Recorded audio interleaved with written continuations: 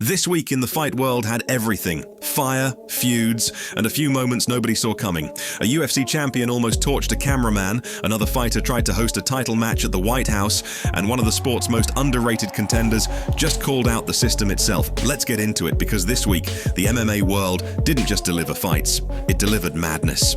Only prochazka could turn a casual fire performance into a full-on near disaster. At a recent fire show, the former UFC champion decided to try his hand at fire breathing. What started as a fun stunt quickly went off the rails. A huge burst of flame nearly set the cameraman ablaze. Fans online couldn't believe it. One moment Yuri's showing off like a medieval warrior, the next he's inches away from turning the stage into a bonfire. But honestly, should anyone be surprised? This is the same guy who meditates in forests and talks about energy spirits before fights.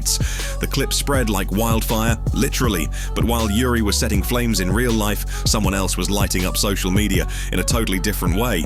Jean Silva recently jumped on X and announced his dream fight, the BMF title, against Max Holloway, inside the White House. Yeah, the White House. It didn't take long for Holloway to respond, and he didn't hold back. During a live stream, Max roasted Silva so hard that fans couldn't stop replaying it. Did you see that guy call me out? Is he smoking something? Bro, he's still concussed from his last fight.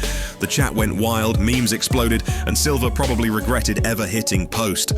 The clip instantly went viral, partly because it was hilarious, and partly because Holloway's timing was perfect. And while Silva was busy becoming a meme, another feud was brewing, one that got way more personal. Belal Muhammad is done waiting. After months of chasing a big fight, he finally got one, Ian Garry. But when Belal asked for a 5-round main event, Garry said no. Belal didn't take that lightly. On the No Script podcast, he went off, calling Garry a coward who's afraid to go 5 rounds. He said Garry saw what happened in his last fight and didn't want to risk it again. I'm gonna break him. I'll start faster and he's gonna fold, Belal said. Harsh words, but it's exactly the kind of rivalry the UFC loves. Fans are split. Some say Garry's playing smart, others think he's ducking the challenge. Either way, this fight just turned from a matchup into a grudge match. But as the trash talk heated up, another story showed a very different side of the fight game. Movsar Evloev might be one of the best featherweights alive, undefeated, dominant, and yet still waiting for his shot. Even coach Javier Mendes spoke out about it on the No Time podcast, saying Evloev deserves the belt opportunity, but isn't getting it because he doesn't have enough hype. Look at Sean O'Malley, Mendes said. He got title fights off popularity, not performance. It's the ugly truth of MMA. Being great isn't always enough. Evloev's 9-0 streak inside the Octagon should have made him a star by now. But without flash or drama, the UFC keeps passing him over. And while Evloev quietly keeps winning, another fighter is showing exactly what hype can do, even without stepping inside the cage. While others were fighting for headlines, Ilia Topuria took a break and went home to Georgia. And what happened next looked straight out of a movie. Fans crowded the streets, waving flags, cheering, chanting his name. Topuria walked through his hometown like a national hero. In Georgia, he's not just a fighter, he's a symbol of pride. Videos of his arrival flooded social media, with fans calling him the Lion of Georgia. It was a rare moment of pure positivity in a sport filled with trash talk and chaos. But that peace didn't last long, because back in the cage, one man's night was ending in heartbreak.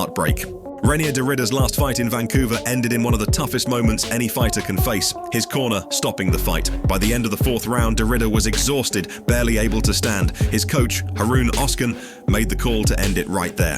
In a heartfelt Instagram post, Oskan said, "I take full responsibility. My job isn't just to coach, it's to protect my fighter." Fans were divided at first, but Daniel Cormier quickly backed the decision, calling it a favor that saved de Ridder's career. He was right. Sometimes courage isn't about refusing to quit, it's knowing when to stop. And in a week full of madness, this moment reminded everyone that beneath the gloves and cameras, fighters are still human. Now, all eyes turn to Abu Dhabi. Tom Aspinall defends his heavyweight title against Ciryl Gane at UFC 321, and this fight could shake up the entire division. Aspinall's already promised to be the kind of champion who actually fights often. A subtle jab at those who sit out between bouts. He's the #1 contender, Aspinall said. I'm the champion. That's what champions do. They fight the best respectful words, but make no mistake, this matchup has fireworks written all over it. And if this week taught us anything, it's that in MMA, chaos isn't coming, it's already here. From prochazka nearly torching a cameraman, to Max Holloway's viral roast, to a coach choosing heart over hype, this week proved one thing: the fight world never sleeps. What moment shocked you the most? Drop it in the comments. And if you want more untold stories and fight world madness, hit that like button and subscribe, because next week, you won't believe what's coming.